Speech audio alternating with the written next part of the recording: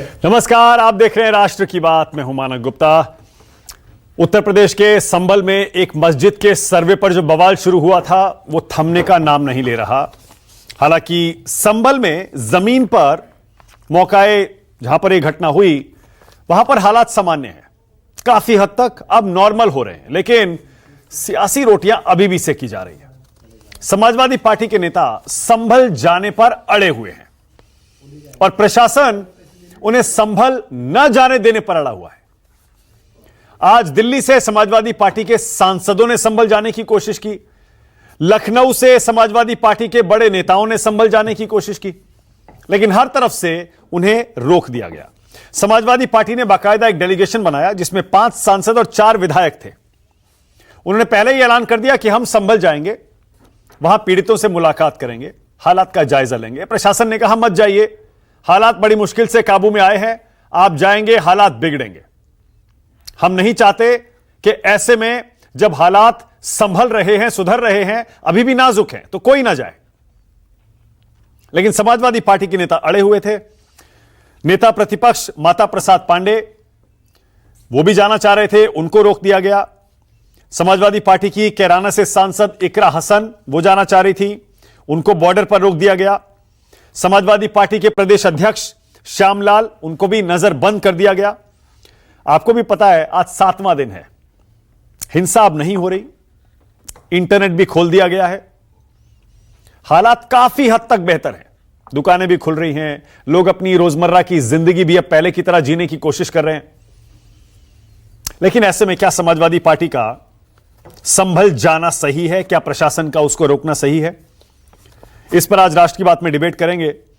साथ ही उस कानून पर बहस करेंगे 1991 का प्लेसेस ऑफ वर्शिप एक्ट, जो यह कहता है संसद से बना कानून है, जो यह कहता है 1947 से पहले जो धार्मिक स्थल जैसा था वैसा ही रहेगा, उसे बदला नहीं जा सकता। बस अयोध्या उस कानून से बाहर था।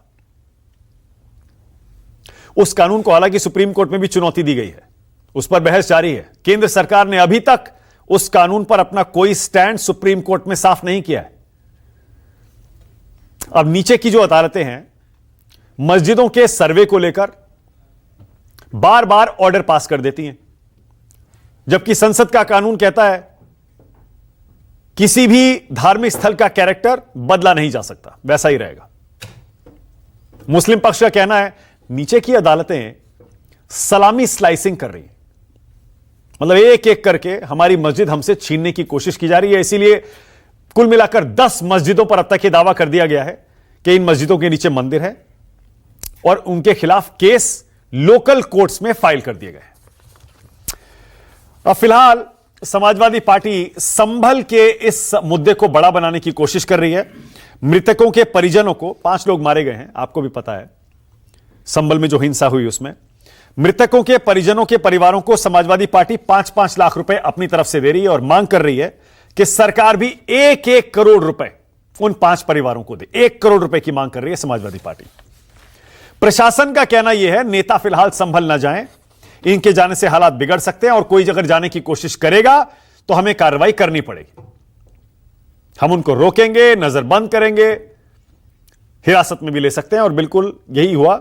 बॉर्डर पर समाजवादी पार्टी के सांसदों को जो दिल्ली से जा रहे थे उनको रोका गया यूपी बॉर्डर पर, और लखनऊ में भी कई नेताओं को नजरबंद कर दिया गया। अब ये संभल मस्जिद पर विवाद क्या है जरा आपको याद दिला दूं। हालांकि पिछले 7 दिनों में बहुत चर्चा हो गई, लेकिन विवाद दरअसल यह है यूपी के संभल में जो शाही जामा मस्जिद है उसे लेकर हिंदू पक्ष ने लोकल कोर्ट में, सिविल कोर्ट में एक याचिका दी कि इस मस्जिद के नीचे मंदिर था, मंदिर तोड़कर 1526 में बाबर ने यह मस्जिद बनाई थी, इसीलिए हिंदुओं को न्याय मिलना चाहिए।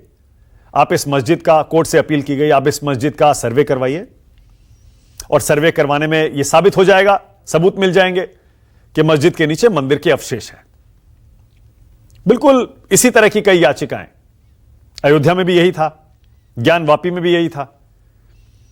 तो जब यह कोर्ट गया मामला तो चंदौसी की कोर्ट ने इस सर्वे का एक्स पार्टी ऑर्डर दिया। एक्स पार्टी ऑर्डर का मतलब यह होता है 2 पक्ष होते हैं, हिंदू और मुस्लिम पक्ष दोनों होते, तो एक सामान्य ऑर्डर होता, सामान्य आदेश होता। एक्स पार्टी ऑर्डर मतलब हिंदू पक्ष ने याचिका दायर की, मुस्लिम पक्ष की बात ही नहीं सुनी गई, मुस्लिम पक्ष वहां था ही नहीं, कोर्ट ने कह दिया भैया सर्वे करिए। तो सर्वे के लिए जब यह याचिका हिंदू पक्ष ने डाली थी, उसमें यही कहा था कि बाबर ने मंदिर तोड़कर मस्जिद बनाई थी, इसीलिए सर्वे करवाइए। कोर्ट ने सर्वे का ऑर्डर दिया और सर्वे करने जब टीम गई, स्थानीय लोगों ने पथराव कर दिया, 5 लोगों की मौत हुई और उसके बाद यह सारा तनाव वहां पर फैला हुआ। यह मामला सुप्रीम कोर्ट तक गया।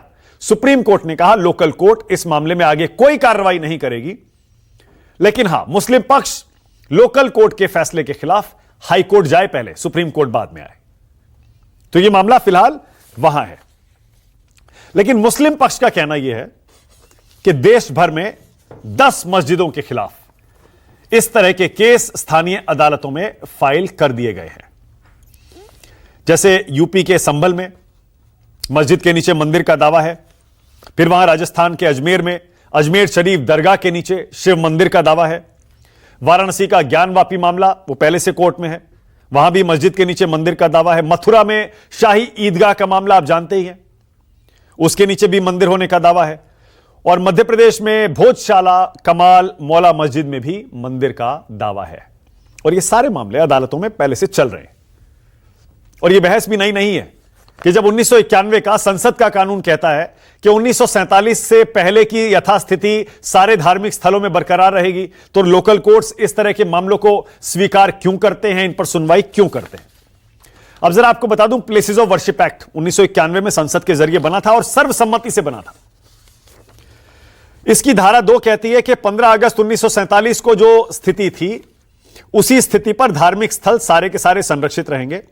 धारा 3 कहती है पूजा स्थल को दूसरे धर्म के पूजा स्थल में परिवर्तित करना अवैध होगा।